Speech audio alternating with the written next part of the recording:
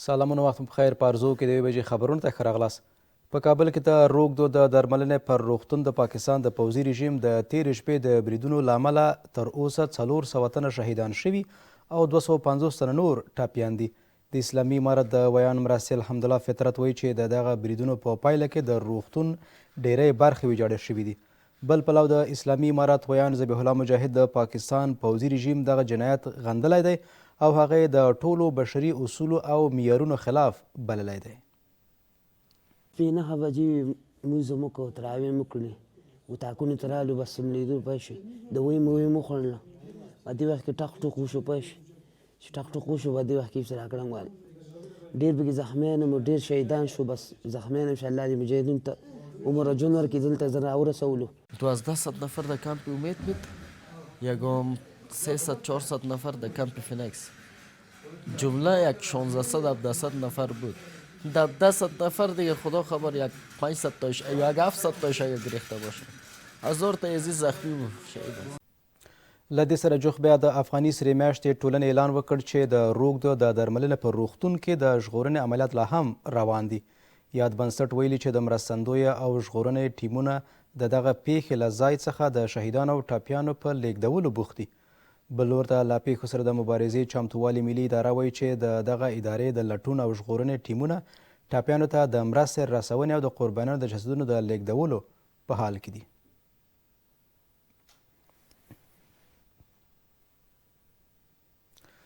د پاکستان پوځي رژیم د تېرې شپې هوایي بریدونه له غبرګونونو سره مخامخ شوي دي. د هیواد پخواني ولسمشر حامد کرزي ویلي چې دغه بریدونه نه یوازې د پاکستان خپلو غوښتنو ته نه رسوي بلکې د هغه هیواد د وضعیت لا خرابېدو لامل به شي. حامد کرزي د افغانستان په وړاندې د پاکستان تګلاره تېروتنه بللې ده او ټینګار یې کړی چې دغه هیواد دې د ګاونډیتوب اصولو په چوکاټ کې له افغانستان سره تعامل ته وړاندې شي.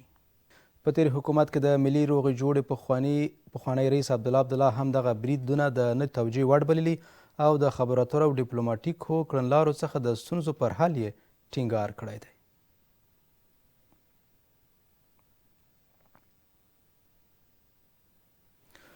بل لور ته د افغانستان د سولې لپاره د امریکا پخواني ځانګړي استازي په کابل کې د روږدو د درملنې پر روغتون د پاکستان د پوځي رژیم د برید له امله د سلګونو تنو د شهیدېدو او ټپي کېدو له امله خواشیني څرګنده کړې ده. زلمي خلیلزاد په خپل ایکس پاڼه کې له نړیوالې ټولنې غوښتي چې دغه بېرحمانه برید وغندي او قربانیانو ته د بشردوستانه مرستې وړاندې کړي.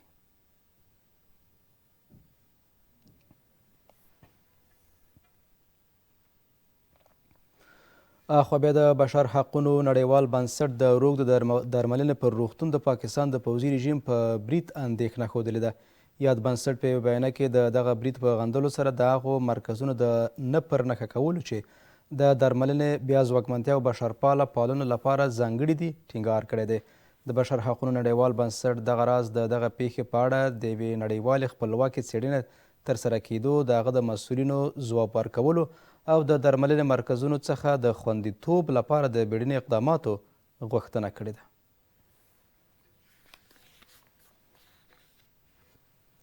خبرونه همدومره ول، ملتیا مو مننه. تر بیا ښې چارې.